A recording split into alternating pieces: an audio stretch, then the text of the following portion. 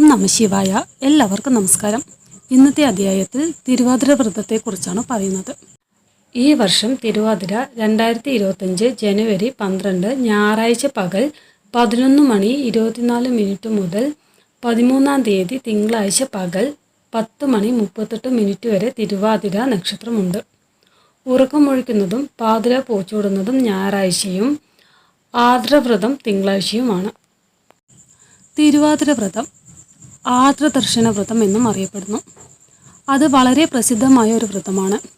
Gregorian calendar പ്രകാരം December ജനുവരി മാസമായ മാർഗഴി അല്ലെങ്കിൽ മാർഗശിര മാസത്തിലെ പൗർണമി ദിനമായ തിരുവാതിര നക്ഷത്രത്തിലാണ് ഈ വ്രതം ആചരിക്കുന്നത്.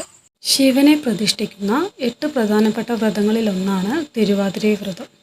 നടരാജൻ്റെ നക്ഷത്രമായും വർഷത്തിലെ ഏറ്റവും ദൈർഘ്യമേറിയ രാത്രിയായും തിരുവാതിര കാണപ്പെടുന്നു.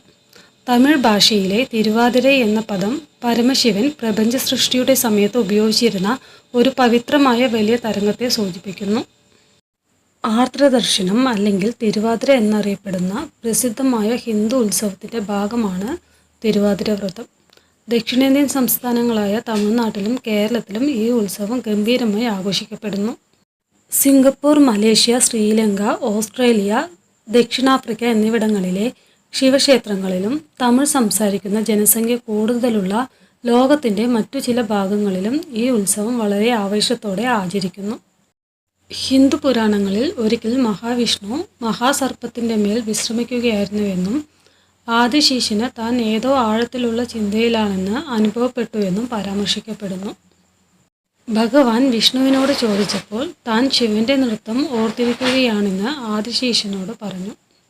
ഈ ഉത്തരം ആദിശേഷിയിൽ ഈ മഹത്തായ നൃത്തം കാണാനുള്ള ആഗ്രഹം ഉണർത്തി. ഈ ആഗ്രഹം എങ്ങനെ സാധിക്കുമെന്ന് അദ്ദേഹം മഹാവിഷ്ണുവിനോട് ചോദിച്ചു. ചിദംബരത്തിൽ വെച്ച് കഠിനമായ തപസ് ചെയ്യാൻ മഹാവിഷ്ണു അദ്ദേഹത്തെ പ്രേരിപ്പിച്ചു. ആദിശേഷൻ അദ്ദേഹത്തിൻ്റെ ഉപദേശം അനുസരിക്കുകയും വളരെ കാലം ശിവനെ ഭക്തിപൂർവ്വം പ്രാർത്ഥിക്കുകയും ചെയ്തു. അതേ സ്ഥലത്ത് തന്നെ വ്യാഘ്രപാദൻ എന്നറിയപ്പെടുന്ന മുനിയും ശിവഭക്തനും അതേ സ്ഥലത്ത് താമസിച്ചിരുന്നു. പുലർച്ചെ പൂ പറിക്കാൻ വേണ്ടി കടുവയുടെ കാലുകൾ ലഭിക്കാൻ അദ്ദേഹം ശിവനെ ആരാധിച്ചു. തൻ്റെ മഹത്തായ നടരാജ നൃത്തം കാണാൻ അദ്ദേഹം തപസ് നിരീക്ഷിച്ചു. ഒടുവിൽ അവരുടെ പ്രാർത്ഥനയിലും ഭക്തിയിലും സന്തുഷ്ടനായ ശിവൻ തിരുവാതിര നാളിൽ ചിദംബരത്തിൽ തൻ്റെ നടരാജ നൃത്തം കാണിച്ചു. അന്നു മുതൽ ശിവൻ്റെ നടരാജ് പ്രതിമയെ ഈ ദിവസം വളരെ തീക്ഷ്ണതയോടെ ഇവിടെ ആരാധിക്കുന്നു.